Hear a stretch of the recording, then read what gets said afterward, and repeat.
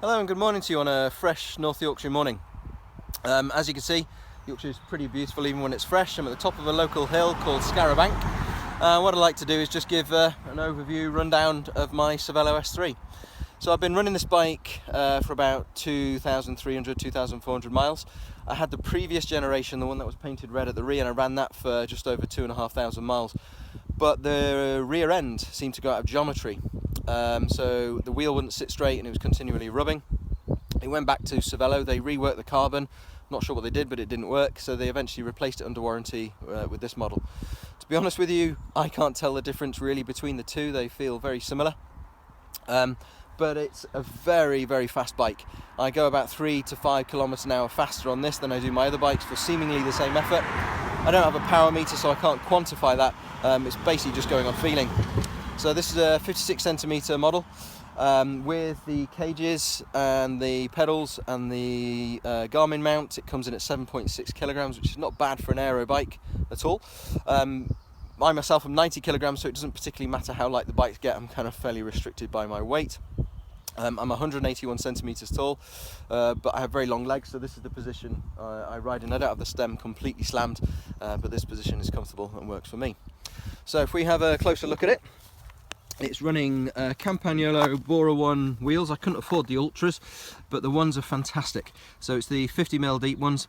Got the Continental Grand Prix 4000S2 tyres. The wheels roll fantastically well. They're reasonably stiff. With the 25mm tyres, it is pretty tight at the rear, and I do still get some rub on the drive side chainstay, so a little bit of flex. And I think that's partly because the frame is super stiff. It doesn't have an ounce of give in it. It is every pedal stroke, the effort you're putting in is going into adding some speed. It's got the standard FSA cockpit that came with the bike, and I'm running a K-Edge XL combo Garmin mount, so underneath here it has the extra mount for a GoPro camera or a bike light. I've got the specialised Romin Evo saddle. This is the 155mm wide. It works for me. I've tried several different saddles and I have this one now on all 3 of my bikes, and it's super comfortable. It's running the Ultregra 6800 group set that came with it. It's okay. The standard Shimano cables are terrible. They snapped after about 1,800 miles. I'm hopefully going to replace it soon with the new Ultregra R8050 Di2 group set. I've got the Ultregra Di2 on my Bowman, and I'm really taken with the electronic shifting. So hopefully going to switch out to that one fairly soon. I've got the Elite bottle cages.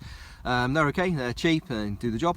And finally I've got the Rotor 3D chainset, and about 2,000 miles ago switched to the Q-rings. So these are the ovalized chain rings, as you can see. I used to suffer really badly with cramp on the bike after about 70 miles or so. And since switching out to the ovalized chain rings, I haven't had any cramp at all.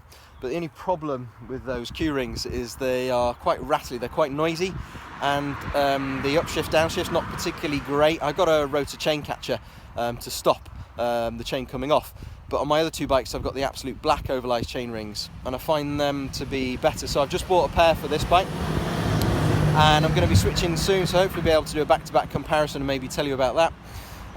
But the absolute black ones are quieter, and the shifting I find is actually better than the original Ultregra chain rings. So hopefully you've liked my quick overview of the Cervelo, and hopefully do some more videos soon. Thanks, bye!